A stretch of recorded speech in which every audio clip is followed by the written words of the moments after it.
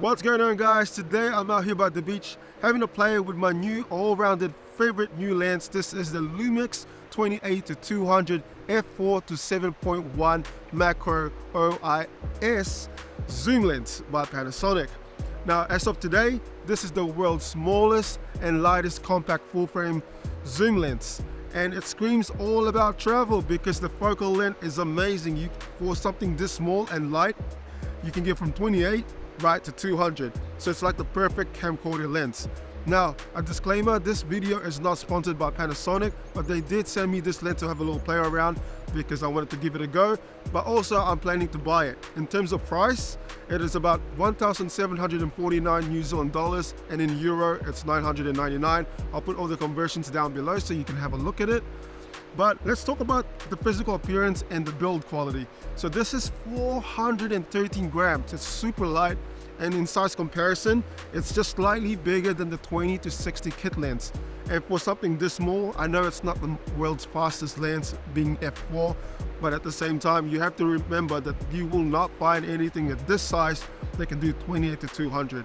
So if you're shooting outside in daylight or when you're traveling, this lens is perfect. It may not be the perfect lens for people who are doing like events when you need constant aperture, but this lens here can do it all. Now let's talk about the lens construction. It has 17 elements in 13 groups, one spherical lens element and 4 ED elements, which means it produces nice image quality.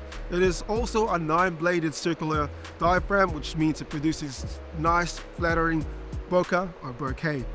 Also, right on the lens itself on the side, there's two switches. You got the AF and manual focus switch, and you also had the OIS stabilization switch, which I'll talk to you guys more about after.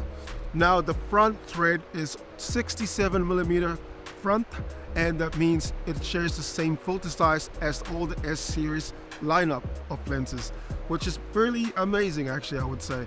Right in the front as well, it has a fluorine coating, which means it does prevent water or oil-based stuff, so substances sticking to it. Now, this is a dust-proof and splash-proof lens design, which is amazing. This lens is not fast. This is a variable lens, so at 28mm, it is at f4 at the lowest, but you can go as high as f35. Also, right on the telephoto side at 200mm, it does go at the lowest at 7.1, and it can go all the way up to f45 if you do need to close up. Even though this is not a fast lens, it's not really a big deal breaker for me because I usually will use this outdoors, and when you're traveling, you're mostly going to be on high aperture anyway to get everything in focus. In terms of bokeh or compression, it does produce some amazing quality as well. We did take it out the other day to go to Hamilton Gardens with Karina. She took some photos and we did get some nice images straight out of this camera. I think it's a really good compact lens, and it's very, very versatile. Now let's talk about macro. Now this lens is actually capable of doing macro, well half macro actually, 0.5 times magnification at 28mm wide. The minimum focus distance is 3 centimeters, so we did try this out while we were in the gardens the other day, and we were able to get some nice crisp pictures of the flowers nearby. But what's amazing about this lens is obviously how it jumps from 28 to 200.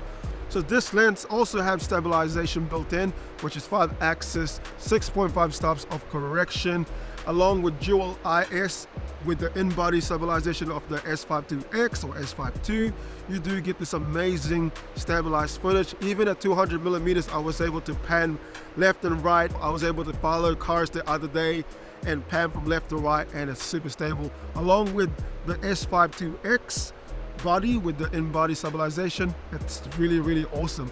Or do shoot handheld, and it's a perfect lens, because honestly this may be the only lens you need when you're out traveling. Now for me, I'm a travel vlogger on the side as well, so I do have the 40-28 Panasonic lens for when I'm vlogging, and then this would be a perfect combo with the 28-200 because I will only need to carry 2 lenses. So who is this lens for?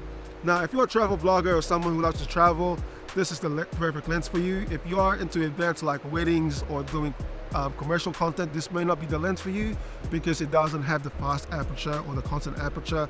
But bear in mind, for a lens at this 28-200 being super light, they've squeezed so much stuff into this. It is such a great compact lens, and to me it is perfect for gimbal work. If you don't need to shoot in low light, I think this lens is such a winner. And to me, I will find this lens being glued into my camera for most of the time when I'm traveling. To me, it's perfect as a travel vlogger because I have my 14-28 super wide lens for vlogging, and then I have my 28-200, so I'm able to grab pretty much everything on the go without having to miss a moment and switch lenses. So obviously, if you're into traveling, this is perfect. If you're into wildlife, or you just basically want to document, like for docos, this is perfect. Even for anything that involves being able to grab some B-rolls, this is perfect. Obviously, if you're into commercials or weddings or events, this lens may not be the one because it doesn't have the constant aperture or a fast aperture. So if you're shooting a lot in low light, this will not do it. For me, guys, this lens is so good. I've been playing around with this and I'm super blown away by how versatile this lens is. Not only being light, meaning you can chuck this on a gimbal if you need the gimbal, but honestly, the in-body stabilization on the camera body itself, along with the built-in stabilization on the lens, that works together and gives you this amazing lens.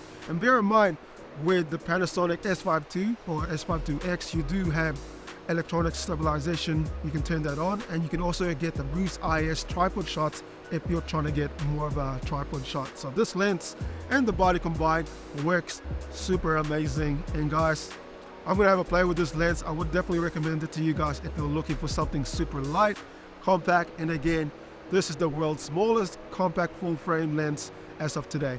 I'll see you guys in the next video.